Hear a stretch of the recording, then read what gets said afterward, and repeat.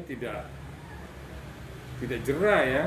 Artinya tempo hari dia sudah tertangkap dan akhirnya direhabilitasi ya, hampir kurang lebih 5 bulan. Terus ketangkap lagi dia. Saya pikir ini udah nyandu nih, artinya benar-benar memang dari rehab itu tidak menyelesaikan persoalan dan tidak membuat dia jadi cerah. Nah, saya pikir mungkin kedepannya tidak lagi direhab, mungkin dia mesti menjalani hukuman sesuai dengan pemakaiannya. Jadi kita udah lihat beberapa selebriti yang dijerat karena narkoba lalu direhab atas permintaan keluarga, namun tidak lama sesudah keluar dari rehab yang melakukan lagi. Artinya rehab itu bukan jalan keluar, tetapi kita tetap mengacu kepada surat edaran Mahkamah Agung ya, bahwa kalau ada yang kecanduan itu haruslah direhab. Nah, tapi memang akhirnya kalau kita lihat antara surat edaran Mahkamah Agung dengan orang yang bolak-balik sudah masuk sudah direhab ternyata menggunakan lagi, saya pikir mungkin majelis hakim nanti memvonisnya udah bisa mengambil pertimbangan lain bagaimana dia supaya jerah. Artinya kita apresiasi tetap kepolisian, cuman jangan hanya menangkap pemakai, pengedarnya kemana, bandarnya kemana. Nah, ini yang paling perlu kita cermati dan kita dorong pihak kepolisian untuk mengungkap ya. Jadi tidak terbatas kepada J. Smith si pemakainya aja, karena nanti J. Smith masuk, kasus yang sama pun akan muncul setelah dia rehab, pasti dia akan kecanduan lagi. Jadi saya pikir kita memohon kepada pihak kepolisian untuk bisa mengungkap siapa pengedar dan siapa bandar dari Smith mendapatkan barang itu. Nah, itulah yang makanya di tempat rehabilitasi itu apa yang dilakukan, benar-benar direhab atau tidak, kan gitu.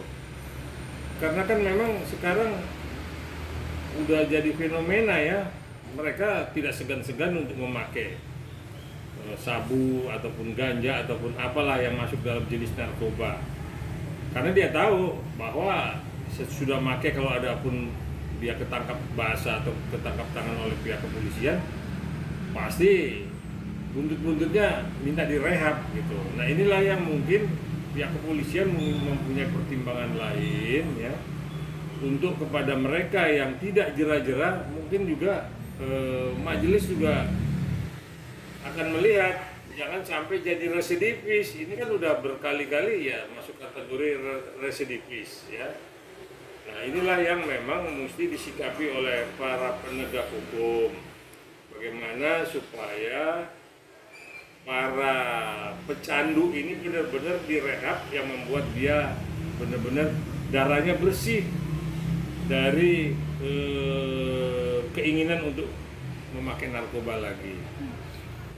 Pihak kepolisian, pihak kejaksaan maupun majelis pengadilan harus mempertimbangkan ini, bagaimana yang mereka sudah memang berulang kali dalam kapasitas dia udah sebagai residivis, supaya hukumannya membuat dia jerah, jadi tidak direhab lagi, dia dihukum sesuai dengan undang-undang yang mengatur.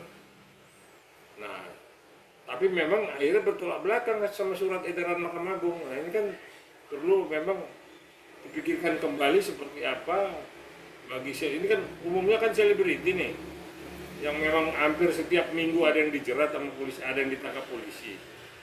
Memang kita apresiasi polisi menangkap pemakai, tapi bandarnya kemana? Pengedarnya kemana? Inilah yang mesti kita kejar gitu, sehingga orang untuk mencari itu kan sulit. Ini kan mudah cari barangnya, tinggal order, datang dengan alasan mau syuting karena perlu suplemennya kan udah beda. Ini suplemen narkoba. Nah, perlu suplemen sehingga menggunakan narkoba. Inilah yang memang harus kita pikirkan bersama supaya anak-anak bangsa itu tidak terjerat semua kepada penggunaan narkoba. Habis menggunakan direhab, itu udah bukan penyelesaian, itu udah justru tidak membuat mereka jerat. Kalau di kriminal umum untuk residivis itu hukumannya diperberat. Tapi kan ini kan ada surat edaran Mahkamah Agung yang mengatur bagi pecandu narkoba harus direhabilitasi. Nah, kalau yang sudah bolak-balik direhabilitasi masih juga, saya pikir bukan si J. Smith aja, ada beberapa artis yang udah berumur pun juga masih menggunakan. Itu pun udah bolak-balik direhab tapi masih menggunakan. Nah, ini seperti apa menyikapi seperti itu supaya memang mereka jera gitu. Mereka tidak mau menggunakan itu sebagai suplemen di dalam mengisi kegiatannya. Sebagai praktisi hukum meminta kepada pihak kepolisian untuk pengedar dan bandarnya yang dikejar lah. Kalau bandar ataupun pengedarnya tidak ada, kan pemakainya justru tidak ada, dicari barang susah. Nah, saya pikir untuk membongkar pengedar dan bandar ini saya pikir kan nggak sulit. Dari mana si J. Smith dapat barang itu?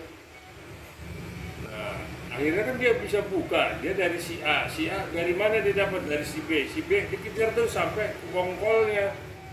Nah, inilah yang memang kalau memang penegak hukum mau membersihkan dan mau menyelamatkan anak bangsa dari penggunaan narkoba, ya seperti itu, jangan pemakai yang dikejar-kejar melulu. Ini kan kita lihat tiap minggu pemakai ada aja dari selebriti. Nah, jangan jadi selebriti ini jadi bulan-bulanan oleh petugas. Kejar dong pengedarnya, tangkap itu bandarnya, hukum seberat-beratnya. Nah, jadi kepada selebriti yang memang sudah berulang kali menjadi langganan rehabilitasi, saya pikir ini perlu dipertimbangkan dan perlu dihukum seberat-beratnya kalau dia masih menggunakan lagi supaya dia jerat.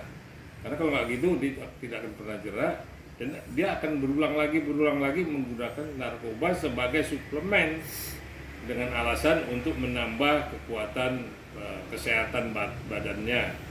Entah itu syuting, entah itu mau main sinetron, entah apa, itulah dipakai alasan jenuh, akhirnya pakai suplemen supaya kuat, supaya tidak stres, karena sampai jam 4, jam 5 pagi katanya, ya dicari solusinya gitu. Kan suplemen banyak yang membuat kita untuk tidak ketergantungan